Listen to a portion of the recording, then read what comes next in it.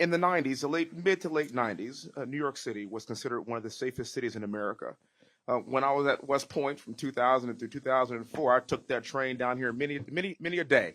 Had a pretty good time in this city, and I felt relatively safe when I did just that.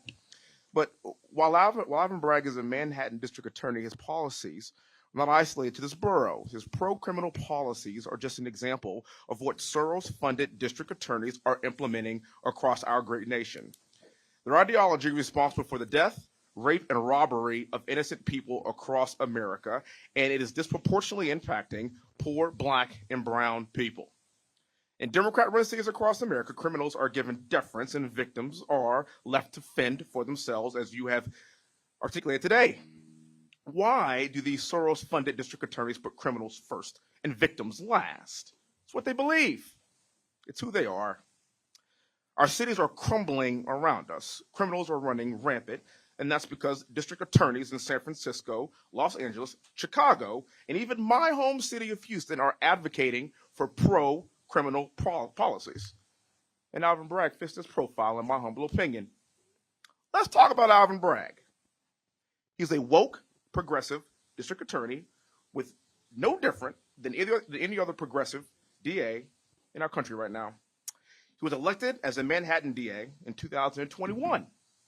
His policies should not be surprising, given that he was heavily supported by Black Lives Matter PAC that was directly funded by George Soros. In fact, George Soros donated $1 million to that PAC less than a week after endorsing Bragg. Under the guise of helping people of color, he causes them more harm with his pro-criminal policies. Since Bragg has taken office, New York City residents are worried about increasing threats of violence.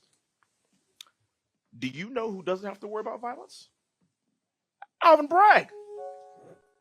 Bragg is surrounded by men with guns every single day. But if you're a regular New Yorker coming home late at night on the subway, you may be robbed, stabbed, raped, or even pushed in front of a train. Do you know what the fastest growing demographic of gun ownership is in America? Black women. Black women. Why? Because they know they have to protect themselves in Democrat-run cities where criminals are allowed to roam free. That is a fact. Now, many of my colleagues on the left like to say that our justice system is two-tiered, that it favors the powerful and connected at the expense of poor people of color. But in Bragg's office, there's a two-tier justice system. It's criminals first and victims second, especially victims of color. We have an opportunity to vote out DAs just like this, to make people that look like me and you, ma'am, safer. Let me take it one step further. Not just people that look like you and me. Every single American that lives in this country should feel safe to live in their own streets. End of discussion. I'm sitting here right now and I'm hearing Trump, Trump, Trump, Trump, Trump, Trump, Trump. And at the end of the day, the people that are sitting here right now, they don't want to hear that. The only thing you want is safety. We are not grandstanding. I am not grandstanding. I can assure you, I would love to be holding my 4-month-old boy right now. But I am here to fight for you and to hear your stories and to allow you to tell your stories. And for that, I am forever grateful. And ma'am, you ain't the only one that's actually left the plantation. It's happening all over the country.